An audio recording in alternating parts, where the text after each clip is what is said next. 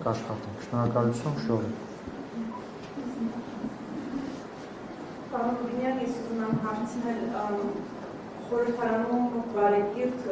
բանավեճ, բայց բանավեճ Facebook եք ձևակերպում ունենալու ձեր մտադրությունը, այս նախաձեռնությունը, որը դուք հանդես եք գալիս Երևանից, դա անձնապես ձեր մոտեցումն է, թե դուք դա քննարկել եք նաև վարչությունում, վարչության նախագահի հետ, որ փորձեք այս խորհրդարանը դարձնել ավելի նախորդից առնվազն տարբերվող այդ միջավայրի եւ խոսույթի առումով, սա ձեր որոշումն է, թե ընդհանուր քաղաքական թիմի վարչության որոշումն է, եւ ուզում էի նաեւ իմանալ նախորդ խորհրդարանում հաճախ խորհրդարանը հայտնվում էր նաեւ քննադատությունների թիրախում այդ պարգևավճարների ֆոնդի հետ կապված, այս հարցում ինչ-որ մոտեցման փոփոխություն լինելու է, թե դուք շարունակելու եք այն նույն տրամաբանությամբ, որը գործել է նախկինում, այսինքն ինչ-որ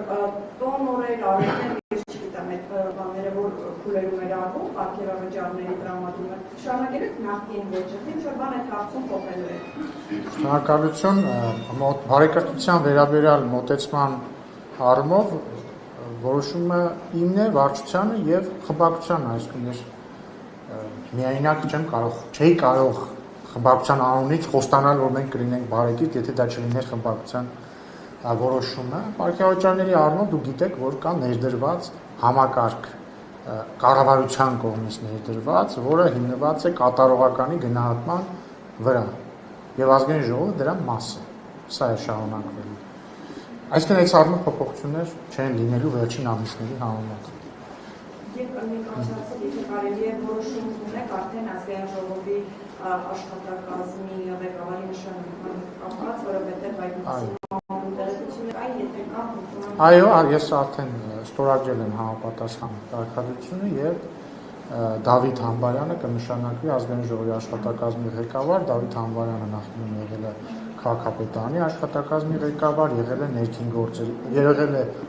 արտակարգ իրավիճակների նախարարի տեղակալ, եղել է ներքին գործերի նախարարի տեղակալ։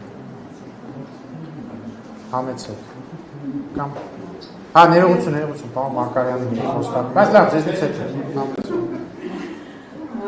Պարոն Բինյան, դուք ընդհանուր աչքի կգեք կոշտ կառավարությամբ եւ դա մի անգամ չէ որ հաստատ